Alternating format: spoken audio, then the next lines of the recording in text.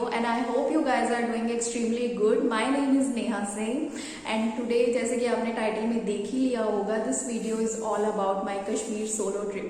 Wow Kashmir, मतलब मैं अपने वर्ड्स में एक्सप्लेन भी नहीं कर सकती कि ये कितना ब्यूटीफुल है. आप यहाँ पे जिस मर्जी सीजन में चले जाओ, वेदर में चले जाओ, समर्स विंटर्स, आप कभी डिसअपॉइंट हो ही नहीं सकते, इतना ब्यूटीफुल है ये.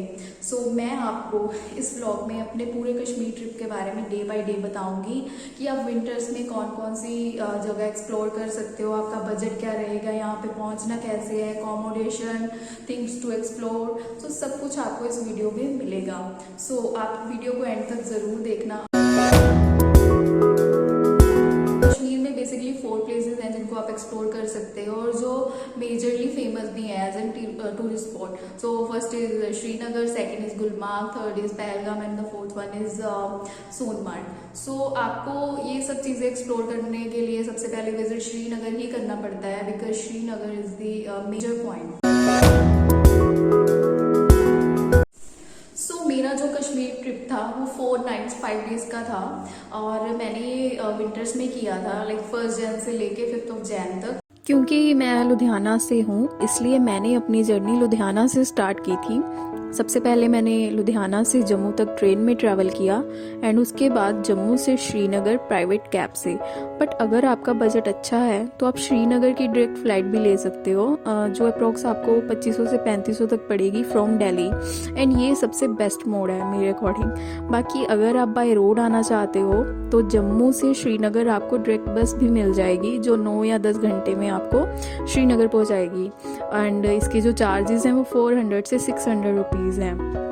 एंड कैब जो होती है वो 6 to 7 आवर्स में पहुंचा देती है. बट कैब के लिए आपको बुकिंग आने से पहले करवानी पड़ती है and cab charges depend on your cab choice and bargaining skills as well.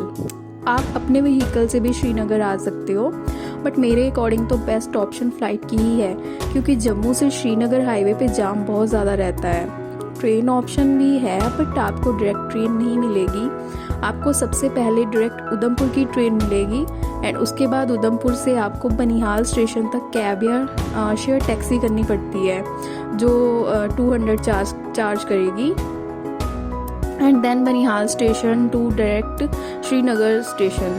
Srinagar entry के लिए आपकी वैक्सीनेशन कंपल्सरी है, नहीं तो आपका RT-PCR टेस्ट होएगा. श्रीनगर में आप अपना होटल डल लेक के सराउंडिंग ही लें जिनकी स्टार्टिंग प्राइसेस 1000 से है. बाकी डिपेंड ऑन योर बजट. आप हाउस बोट में भी स्टे कर सकते हैं, ज़्यादा नहीं तो कम से कम 1 डे. हाउस बोट भी आपको अपने बजट के अकॉर्डिंगली ही मिल जाएगी. ठंड ज़्यादा थी इसलिए मैंने होटल में स्टे किया जो डल लेक के पास ही था. Hello people, this is the first morning in Srinagar. Today I am so happy because आज घूमने जाएंगे. This is my room, as you can see guys. So रात को हम जो थे 1:30 बजे होटल रूम में पहुंचे. उसके बाद जो नींद आई है भाई साहब उसके बारे में तो पूछो मत. अभी उठी हूँ, जैसे अभी 8:30 हो गए. अभी फटाफट से रेडी होना है एंड घूमने के लिए निकलना है. अब बात लोकल साइटसीइंग व्हीकल की आती है तो आप शेयर टैक्सी से भी ट्रैवल कर सकते हैं या कैब बुक कर सकते हैं जो 2000 से 2500 चार्ज करेगी. खैर मैंने तो अपने पूरे कश्मीर टूर के लिए एक ही पर्सनल कैब बुक की थी. सो सबसे पहले मैं निशात बाग गई. ये डल लेक के ऑपोजिट ही है एंड कश्मीर का 2nd लार्जेस्ट गार्डन है. आई मस्ट से ये एक्सट्रीमली ब्यूटीफुल है. इसकी एंट्री टिकट जो है वो ओनली 24 रुपये थी. निशात बाग के बाद मैं परी महल गई. यहाँ भी टिकट जो थी वो 24 रुपीज़ ही है. परी महल इज़ जस्ट माइंड ब्लोइंग. मुझे तो काफ़ी पसंद आया, जैसे आप राजस्थान के किले में घूम रहे हो. यहाँ पे व्यूज़ तो भाई साहब एक नंबर है एंड आधा श्रीनगर आप यहीं से ही देख सकते हो. परी महल के बाद मैं चश्मे शाही गार्डन गई. यहाँ भी टिकट वही 24 रुपीज़ थी.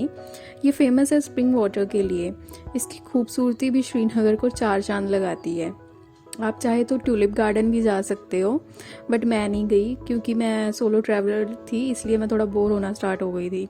So after the gardens I went to Shankaracharya temple that is situated on the top hill of Shankaracharya hill. यहाँ फोटोग्राफी वीडियोग्राफी अलाउड नहीं है सो फ़ोन कैब में ही रख के जाना पड़ता है. शंकराचार्य टेम्पल के बाद मैं गई डल लेक शिकारा राइड के लिए। ऑफ कोर्स श्रीनगर आए और शिकारा राइड ना करें, ऐसा कैसे हो सकता है। बहुत ही ज़्यादा एक्सपेंसिव राइड होती है इनकी। 3500 से 4000 तक आपको 12 स्पॉट यानी पूरा डल लेक घुमाते हैं। बट मैंने 1000 में डील की, जिसमें 1.5 घंटे के 7 स्पॉट थे। एंड मैंने बहुत ही अच्छा किया, क्योंकि डल लेक घूमने की खुशी 1 घंटे में कंप्लीट हो जाती है। 3-4 घंटे you can't sit like doing nothing. खैर, इस 1 घंटे में मैंने बहुत मज़े किए। खुद भी शिकारा चला के देखी। Uncle was so nice. उन्होंने मेरी पिक्स और वीडियोस जो थी वो क्लिक की थी। Floating market, Nehru garden was superb. यहाँ यहाँ सब खरीदारी शिकारा में ही बैठ के हो जाती है। सो टोटली अमेजिंग एक्सपीरियंस था मेरा तो यहाँ पे। सो आफ्टर दैट मैंने श्रीनगर लोकल मार्केट विजिट की एंड देन होटल वापस आ गई।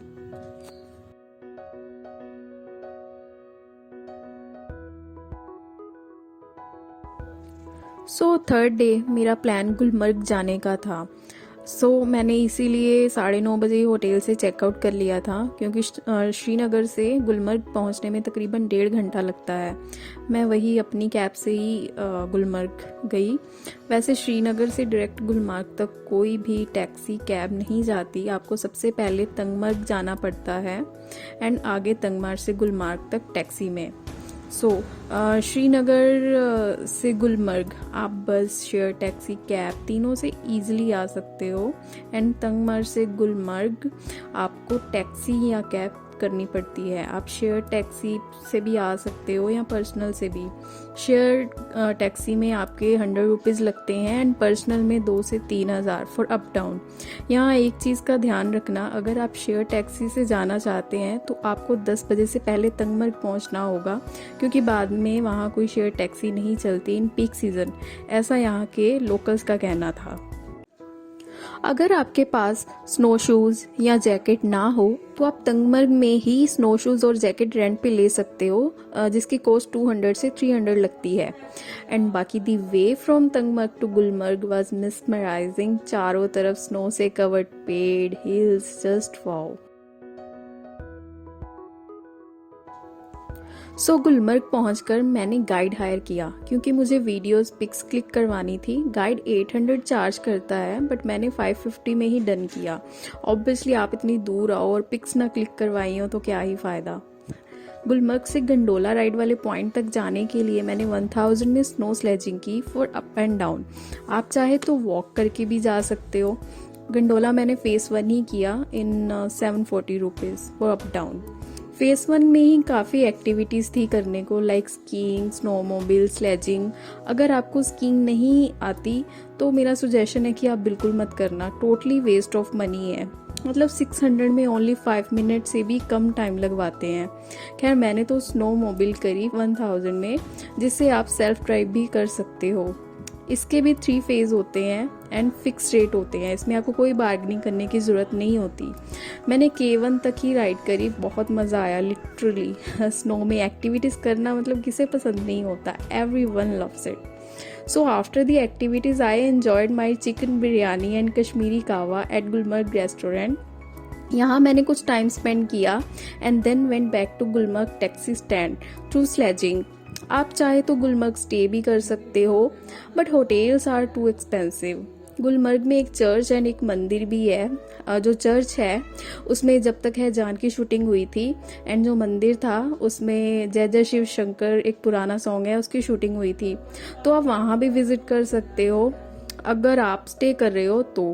खैर, गुलमर्ग टैक्सी स्टैंड से मैं तंगमर्ग वापस गई and took my cab and reached at Dal lake Srinagar for 1 night houseboat stay. This houseboat was totally amazing. मतलब the owner was so down to earth. They treated me like their own family guest. Very good hospitality. Food was yummy. यहाँ भी electricity issue रहता है थोड़ा, but मुझे तो house boat बहुत ही अच्छा लगा। मैंने यहाँ ओनर से कश्मीरी और अपने कल्चर के बारे में खूब बातें की। लिटरली मतलब हाउस बोट में आपको एक दिन तो स्टे करना बनता ही है।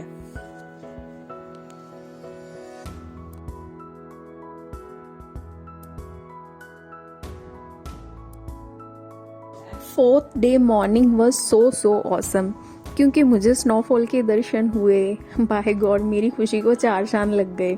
मतलब एक तो डल लेक की हाउस बोट एंड ऊपर से स्नोफॉल, परफेक्ट कॉम्बिनेशन।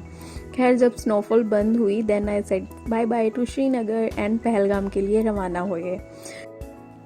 श्रीनगर से पहलगाम रास्तों की खूबसूरती I can't explain in words. आपको श्रीनगर से पहलगाम के लिए डायरेक्ट कैब भी मिल जाएगी जो अप्रॉक्स 4000 चार्ज करेगी। बट अगर आप शेयर टैक्सी से आना चाहते हो तो आपको पहले श्रीनगर से अनंतनाग आना होगा जिसके चार्जेस 100 रुपीज़ होते हैं एंड अनंतनाग से पहलगाम वो भी 100 रुपीज़। पहलगाम में 4 पॉइंट्स फेमस हैं। फर्स्ट इज बेताब वैली, सेकंड इज आड़ू valley, third is Chandanwadi and the fourth is Sheshnag. यहाँ एक बात का आपको ध्यान रखना होगा कि ये चारों जो पॉइंट हैं ये ओनली यूनियन टैक्सी से ही आप जा सकते हो जो पॉइंट्स के हिसाब से चार्ज करती है। एंड जो स्टार्टिंग प्राइसेस हैं इसके यूनियन टैक्सी के वो 1500 से हैं। बाकी आपकी कैब चॉइस और पॉइंट्स के ऊपर डिपेंड करता है। मेरे तो कैब वाले ने प्रॉपर पहलगाम तक जाने से मना कर दिया बिकॉज स्नो हो रही थी और कार जो थी वो स्लिप कर रही थी। Then he arranged a Sumo taxi for me जो स्नो में चलती है। I paid 2000 for only Betaab valley point. मैंने चंदनवाड़ी एंड आड़ू वैली भी जाना था बट स्नो बहुत ज़्यादा हो रही थी सो बेताब वैली ही एक्सप्लोर हुआ। रास्तों की खूबसूरती का तो क्या ही कहना, just taken my heart. Betaab valley में मैंने गाइड किया एंड स्नो शूज़ लिए। Guide shoes and pony sledge सबका मैंने 1500 दिया।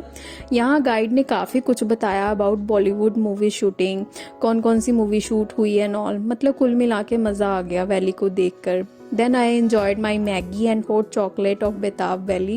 That was too yum. Then I went back to my hotel जो मैंने पहलगाम में ही लिया था। स्नो काफ़ी ज़्यादा हो रही थी सो ज़्यादा कुछ शूट नहीं हो पाया मेरे से।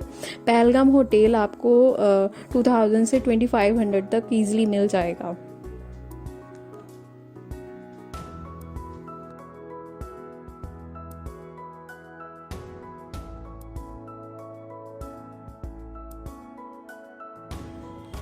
आप चाहो तो डे 5 में सोनमर्ग भी जा सकते हो बट विंटर्स में आई मस्ट सजेस्ट कि आप या तो पहलगाम एक्सप्लोर करो या फिर सोनमर्ग क्योंकि स्नो में तकरीबन सीनरी एक जैसी ही दिखती है। बट अगर आप समर्स में जाओ then definitely go to Sonmarg. So मेरा तो डे 5 लुधियाना वापसी का था।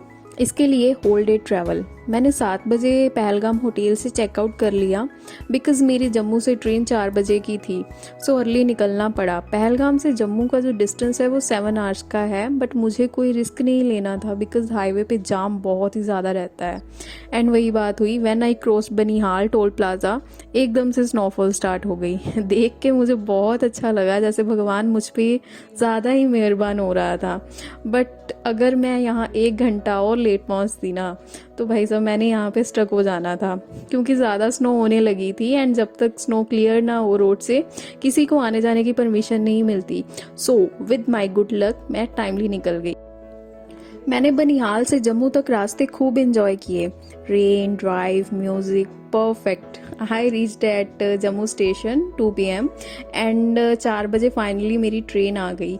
ट्रेन वंदे भारत थी, दैट वाज अमेजिंग टू। सीधा जम्मू से लुधियाना ही रुकी। Totally ultimate experience. Then at 7:30 PM I reached my hometown.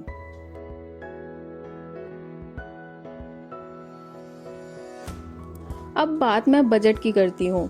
अगर आप मिनिमम की बात करो जिसमें सब पब्लिक ट्रांसपोर्ट हो एंड चीप स्टे हो तो अप्रोक्स 10,000 इज इनफ। अगर आप लाइक 3 स्टार कैटेगरी में रुकते हो तो जो आपका एवरेज बजट है वो 20K पर पर्सन तक पड़ जाएगा।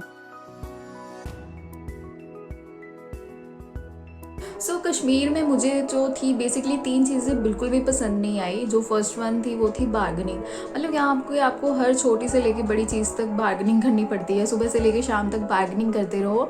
बार्गेनिंग मतलब इस टाइप से आ जाती है कि कोई चीज़ मान लो 500 रुपये की होती है तो वो लोगों को भी पता है लोगों ने बार्गेनिंग करनी ही करनी है तो वो ऑलरेडी उसको 1000 में बता देते हैं। सो इसलिए मुझे ये पॉइंट बिल्कुल भी अच्छा नहीं लगा कि सुबह से लेके शाम तक लगे रहो पैसे कम करवाओ हर चीज़ को लेके।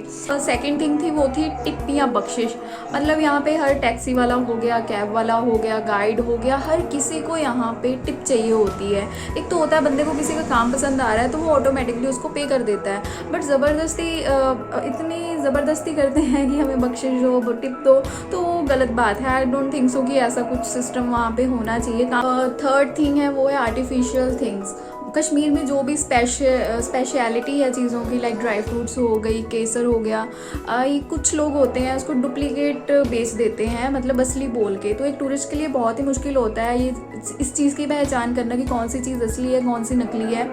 मैं ये नहीं कह रही कि सभी एक जैसे होते हैं, बट कुछ लोग होते हैं जो नकली सामान को असली बोल के बेच देते हैं। सो आई थिंक ये भी थोड़ा अजीब सिस्टम है। सो गाइज, आई होप आपको मेरा ये व्लॉग अच्छा लगा हो और मैं आपको कश्मीर के बारे में सब चीज़ें क्लियर कर पाई हूँ। और अगर आपको मेरा ये व्लॉग अच्छा लगा है देन वीडियो को लाइक कर देना, चैनल को सब्सक्राइब कर देना, और मैं मिलती हूँ आपको नेक्स्ट व्लॉग में with some new destination. Till then take care, bye bye, शब्बा खैर।